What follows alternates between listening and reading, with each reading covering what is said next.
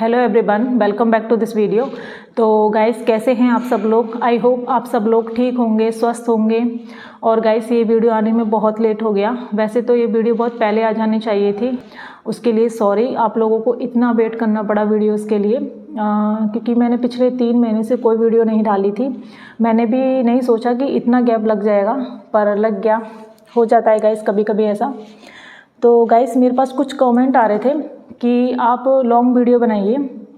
तो गाइस, मेरी कोशिश हमेशा यही रहती है कि मैं जितना हो सके उतना शॉर्ट वीडियो बनाऊं, क्योंकि मैं ये सोचती हूँ कि अगर मैं लॉन्ग वीडियो बनाऊंगी तो क्या पता लोग देख पाए या नहीं देख पाए। मैं ये सोचती हूँ कि क्या पता लॉन्ग वीडियो से लोग बोर भी हो सकते हैं, तो इसलिए मैं शॉर्ट वीडियो ही बनाती हूँ। लेकिन आप लोगों को लॉन्ग वीडियो चाहिए तो आप मुझे कमेंट करना। अगर इस बारे में ज़्यादा कमेंट आएंगे तो फिर मैं लॉन्ग वीडियो बनाऊंगी, वरना मैं वीडियो शॉर्ट ही रखूँगी। वैसे वीडियो शॉर्ट रहेगी या लॉन्ग रहेगी, ये सब चैप्टर के ऊपर डिपेंड करता है। जैसे कि कोई चैप्टर ऐसा है जिसको पढ़ के मुझे ये लगता है कि आप लोगों के सामने ये चैप्टर पढ़ने की कोई ज़रूरत नहीं है, मैं अपने शब्दों में भी वो चैप्टर आप लोगों को बहुत अच्छे से बता सकती हूँ, उसकी वीडियो शॉर्ट हो जाती है। और कोई चैप्टर ऐसा है जिसको पढ़ के मुझे लगता है कि ये चैप्टर मैं आप लोगों के सामने पढ़ूँ तो ज़्यादा सही रहेगा, उससे आप ज़्यादा अच्छे से समझ पाओगे, बजाय उसके कि मैं अपने शब्दों में वो चैप्टर आप लोगों को बताऊं। तो फिर उसकी जो वीडियो है वो थोड़ी लॉन्ग हो जाती है। तो चलिए गाइस, अभी हम अपना चैप्टर स्टार्ट करते हैं। तो आज हम पढ़ने वाले हैं विद्यार्थी जीवन बुक, और आज हम इसका 5th चैप्टर पढ़ने वाले हैं। तो 5th चैप्टर का नाम है मोटिवेशन का बाजार गर्म है। तो एक प्रश्न करता है, वो आचार्य जी से बोलते हैं कि आचार्य जी, ये मोटिवेशन इंडस्ट्री जो है सारी, वो महत्व आकांक्षा ही बेच रही है। वास्तव में दौड़ने से कोई थकेगा तो क्या, दौड़ को ही प्रमोट किया जा रहा है। तो आचार्य जी बोलते हैं, मोटिवेशन क्या है? कामना के पीछे भागना। और क्या? इन 4 शब्दों के आगे ज़रूरत ही नहीं पड़नी चाहिए। कामना के पीछे भागना मोटिवेशन है। इतने सालों से मैं पूछ रहा हूँ इन सारे मोटिवेशन उद्योग से, इनको ये तो बताते हो कि तुम कर लोगे, जान लगा दो, हो जाएगा, it's possible, I can do it, I will do it, ये सब चलता है ना तुम्हारा? ये सब जो भी है, पर ये तो बता दो, डू व्हाट, क्या करना है? ये तो कह देते हो कि हाँ, उत्साह रखो, आशा रखो, मैं कर लूँगा, यही तो सिखाया जाता है। उसमें कि पीछे मत हटना, रुक मत जाना। जैसे वो फिल्म आई थी, उसमें गाना था, रीस्टार्ट रीस्टार्ट, पुनः आरंभ करें, बट रीस्टार्ट टूवर्ड्स बाट, किस ओर पुनः प्रारंभ करें? रीस्टार्ट तो ठीक है, पर किस दिशा में? तुम्हें कैसे पता कि सही दिशा में जा रहे हो, और किस दिशा में जा रहे हो इसकी तुम बात करना नहीं चाहते, क्योंकि तुम्हें पता है दिशा तो गलत है ही। इसकी बात कर ली तो पूरा धंधा चौपट हो जाएगा। मैं कौन हूँ, मुझे जाना किधर को चाहिए, इसकी बात कभी नहीं होती मोटिवेशन में। बस बात ये होती है कि जिधर को तुम्हारी कामना तुम्हें ले जा रही है, उधर को बिना रुके भागते रहो, और कितनी भी असफलता मिले लगे रहना, क्योंकि कामना है ना, उसका सम्मान होना चाहिए। कामना ही परमात्मा है तुम्हारा, डिज़ायर इज़ गॉड। जिधर को तुम्हारी कामना हो गई उधर को लगे रहो, लगे रहो। तो गाइस, ये बात तो सही है, मोटिवेशन इंडस्ट्रीज में यही होता है कि बस कामना के पीछे भागते रहो, अब बिना रुके बिना थके बस भागते रहो, चाहे कितनी भी तुम्हें असफलता मिले, लेकिन उसके पीछे भागते रहो, कभी ना कभी तो सफलता मिलेगी ही। तो अहंकार को ही परमात्मा बना लेने का नाम मोटिवेशन है। आचार्य जी यहाँ पे बता रहे हैं कि हमारी जो कामना होती है वो अहंकार से आती है, और अहंकार को ही परमात्मा बना लेने का नाम मोटिवेशन है।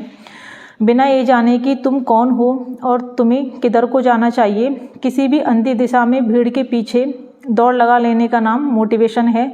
सब कर रहे हैं तो मैं भी करूँगा, और सब कर रहे हैं लेकिन सफल कुछ ही होते हैं। इससे सिद्ध होता है कि जो करा जा रहा है वो बिल्कुल ठीक है, क्योंकि वो चीज़ ऐसी है कि जब उसके पीछे 100 लोग भागते हैं तो एक को मिलती है। इसका मतलब उस चीज़ में कुछ खास होगा।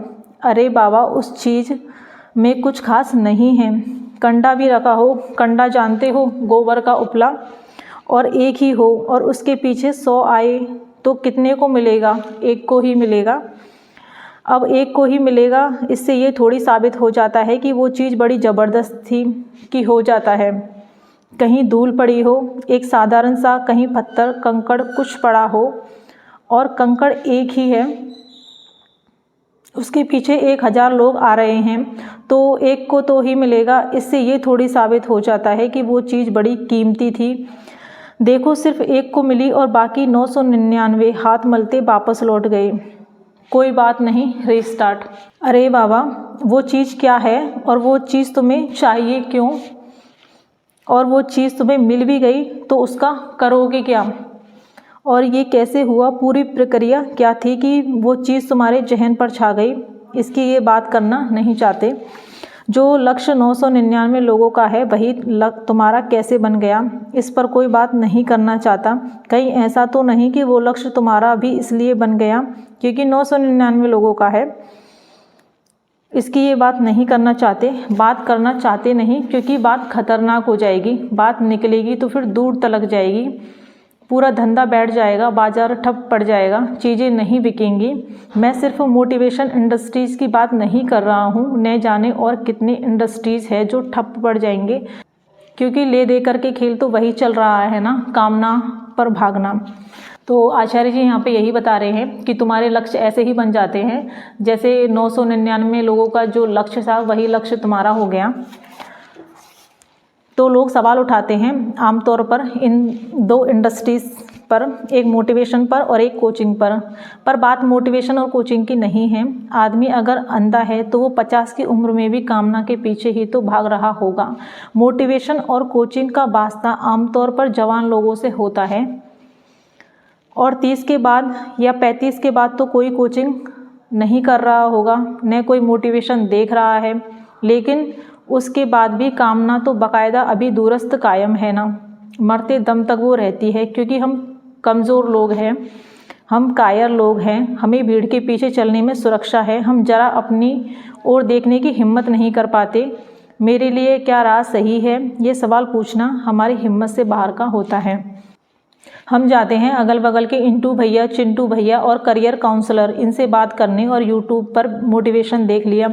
वहाँ से पता चल गया मुझे भी ये करना चाहिए। और ये बात सिर्फ बाज़ार पर लागू नहीं होती, ये तो हमारे घर पर भी लागू होती है। यही होता है गाइस, हम लोग हमें अपने करियर में क्या करना है ये हमें डिसाइड करने के लिए हम आस पड़ोस के इंटू भैया, चिंटू भैया के पास चले जाते हैं या फिर करियर काउंसलर के पास जाते हैं। वो लोग हमें बताते हैं कि हमें क्या करना चाहिए, हमें खुद को कुछ पता नहीं रहता। ऐसे ही हम अपने करियर को डिसाइड करते हैं। आप घर के अंदर भी जो कर रहे हो, जो रिश्ते बना रहे हो, जिस तरीके से जी रहे हो, उसमें अंधी कामना के अलावा और क्या है? और वो कामना भी आपकी अपनी नहीं है, वो कामना भी दूसरों ने आप में ठूस दी है। दूसरे ने होते तो जितनी चीज़ें आपने ज़िंदगी में और घर में भर ली है वो होती क्या? वो सब चीज़ें समाज ने और बाजार ने आपके भीतर 50 तरह के फालतू सिद्धांत, धारणाएं, जम्पसन, मान्यताएं, बिलीफ्स ने भर दिए होती तो आपकी ज़िंदगी में वो सब कुछ होता जो अभी है। न वो चीज़ें होती, न वो इंसान होते जिनसे आप घिरे हुए हैं। तो ये जो कुछ चल रहा है ये सेल्फ नॉलेज की कमी का परिणाम है, आत्मज्ञान की कमी। हमें पता ही नहीं हमें चाहिए क्या, और बाजार चाहते भी नहीं कि आप चुपचाप कभी ये सवाल अपने आप से पूछो कि हमें क्या चाहिए।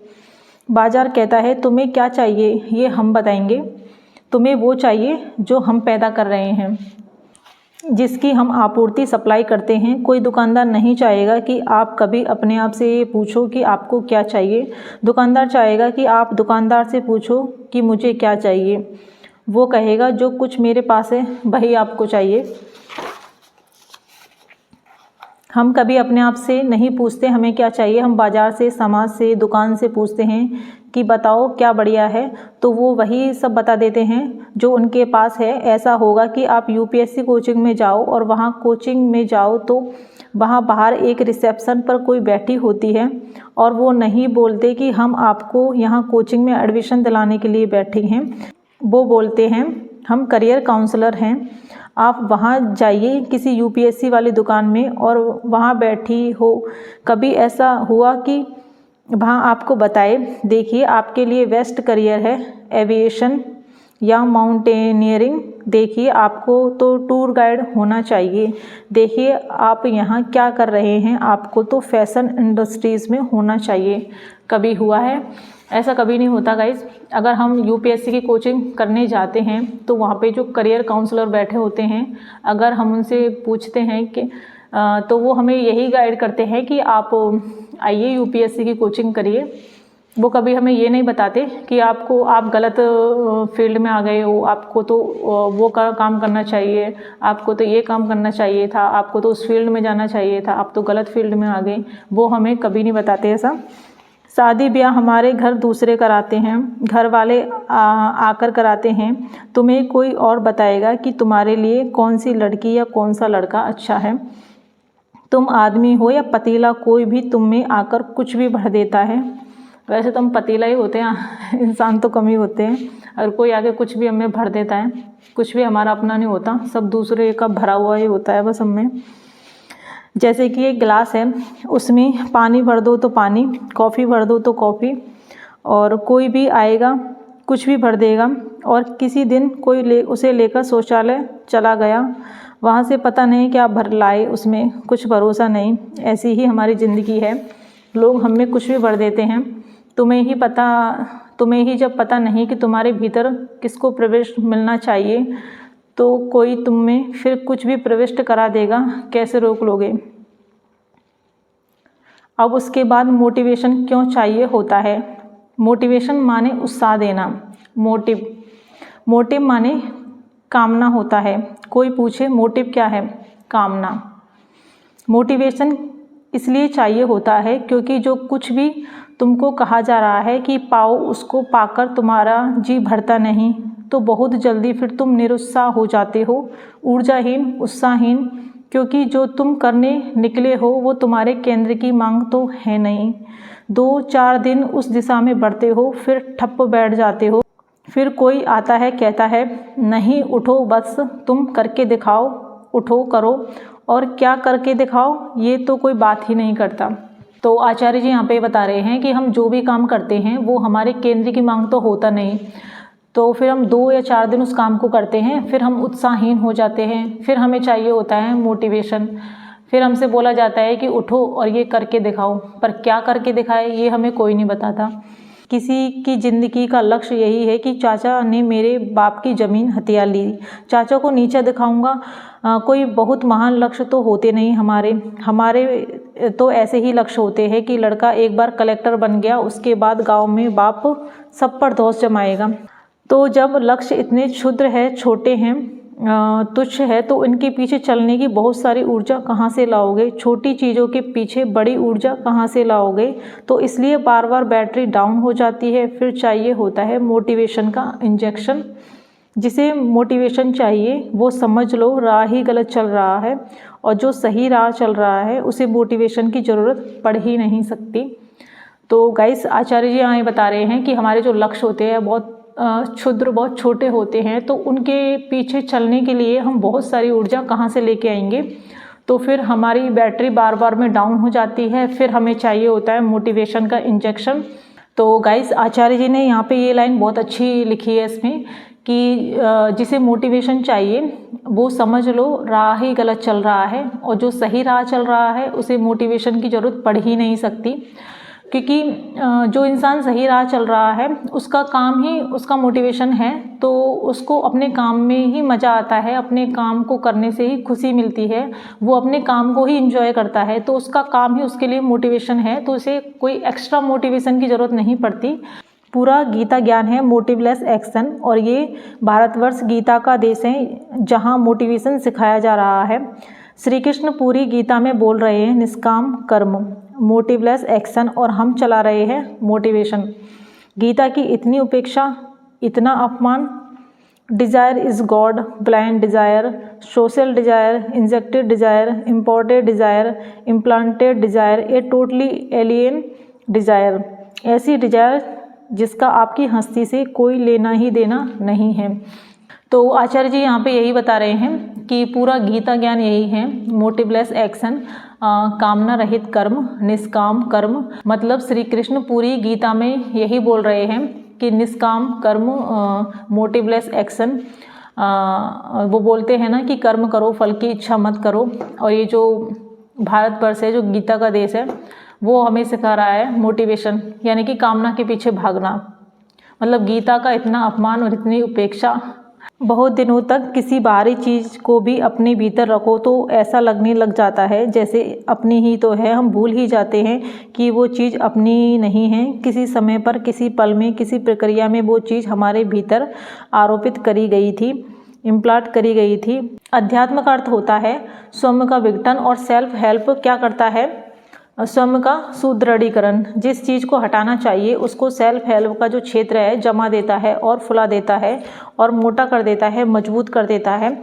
ये बाद में पूछा करो कि मैं कैसे बहुत तेज़ी से अपनी मंजिल की ओर बढ़ूं, अपने सपने कैसे साकार करूं। सपनों पर बड़ा जोर रहता है। देखो, कुछ भी छोड़ देना, अपने सपने कभी मत छोड़ना। कुछ भी तोड़ देना, अपने माँ बाप के सपने कभी मत तोड़ना। ये चल क्या रहा है। और सपने का तो मतलब ही होता है बेहोशी। कोई सपने हैं जो होश में लिया हो तो कहते हैं नहीं, खुली आंखों से जो सपने देखे जाते हैं तुम उनके पीछे जाओ। खुली आंखों से कोई सपना नहीं देखा जाता, क्योंकि खुली आंखें से देखने के लिए सामने हकीकत मौजूद है। खुली आंखों से कोई सपना क्यों देखे? और जो हकीकत को देख लेता है वो भी जान जाता है कि अब उसे करना क्या चाहिए। सपना नहीं चाहिए, हकीकत चाहिए। सही कर्म करने के लिए यथार्थ तथ्य चाहिए, ड्रीम, सपना नहीं चाहिए। आचार्य जी यहाँ पे बता रहे हैं कि सही कर्म करने के लिए यथार्थ चाहिए, तथ्य चाहिए, सपना नहीं चाहिए। ड्रीम का तो मतलब होता है कि मैंने पहले ही सोच लिया कि मुझे कहाँ पहुँचना है। वो मैं नहीं सोचूंगा मुझे कहाँ पहुँचना है। मैं बस ये जानता हूँ, ये जो है इसको बदलो, ऐसे बदलो, ये है हटाओ, नकारो, नेगेशन, नीति नीति। कचरा जम गया है हीरे के ऊपर, इसको हटाओ। जैसे हीरा कैसा होना चाहिए ये पहले से तय करने की कोशिश मत करो। तुम्हारा काम है जो गंदगी है उसको साफ करना। उसके बाद जो सच्चाई है वो हीरे की तरह खूबसूरती से अपने आप सामने आती है। तुम्हें सपना क्यों चाहिए? सच्चाई पर्याप्त है। हमारे सपने हमारे अपने नहीं हैं भाई, वो सपने भी हम में किसी ने डाले हैं। ये बात बहुत अजीब है, पर आपकी ड्रीम्स, आपकी एविएशंस, महत्व, आकांक्षा, आपकी डिजायर्स आपकी नहीं हैं। वो इम्प्लांटेड, प्रत्यारोपित है। वो किसी और ने आप में ठूसी है। आप देखते नहीं हो, एक देश के आदमी की एक डिज़ायर होती है, दूसरे देश के आदमी की दूसरी डिज़ायर होती है। आप एक माहौल में रह रहे हो, अपनी एक तरह की कामना होती है। आप दूसरे माहौल में चले जाओ, आपका माहौल बदल जाए, आपकी कामना बदल जाती है, आपका लक्ष्य बदल जाता है। पर हमने डिज़ायर, टारगेट, ड्रीम्स, इनको बड़े सम्मान का ओहदा दे दिया है। पागलपन है। और आप कहते हो डिज़ायर। आप बताओ आप में कौन से डिज़ायर इंड्यूस करने हैं? वो करी जा रही है सिर्फ इंजेक्शन लगाकर। 10 लाख में कोई एक आदमी होता है जिसका अपने ऊपर इतना ज्ञान, इतना बल, इतना नियंत्रण होता है कि उसकी डिज़ायर उसकी अपनी होती है। और जब आपकी कामना उसकी अपनी होती है तो उसको निष्कामना कहते हैं, उसको डिज़ायरलेसनेस बोलते हैं, उसे मोटिवलेसनेस बोलते हैं। ये जो हमको इतना ज़बरदस्त भोग करना पड़ता है, क्यों करना पड़ता है? इसलिए तो हम उबे हुए हैं अपनी ज़िंदगी से, क्योंकि हम वो ज़िंदगी जी नहीं रहे जो हमारी हो। हम किसी और की ज़िंदगी जी रहे हैं, किसी और की तमन्नाएं, किसी और के लक्ष्य, किसी और के सपने हैं ज़िंदगी हमारी। और जिसके हैं उसके भी अपने नहीं हैं, क्योंकि जिसके अपने होते हैं ना वो दूसरों पर नहीं डालते। कोई ऐसा ही थोड़ी है कि इंजीनियरिंग कोचिंग या यूपीएससी कोचिंग या मोटिवेशन वाले ही आपको कहते हैं कम ऑन डू इट। घर वाले नहीं बोलते हैं क्या? हो जाएगा बेटा, लगो और करो, ये करो वो करो। अंधा अंधे ढेलिया दोनों कूप पड़ंत।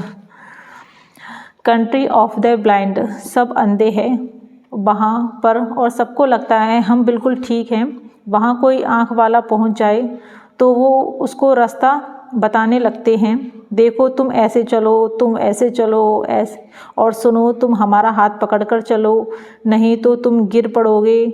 अगर तुम्हें अपने काम में उत्साहहीनता अनुभव होती है तो सबसे पहले ये पूछो, ये काम करने लायक है भी?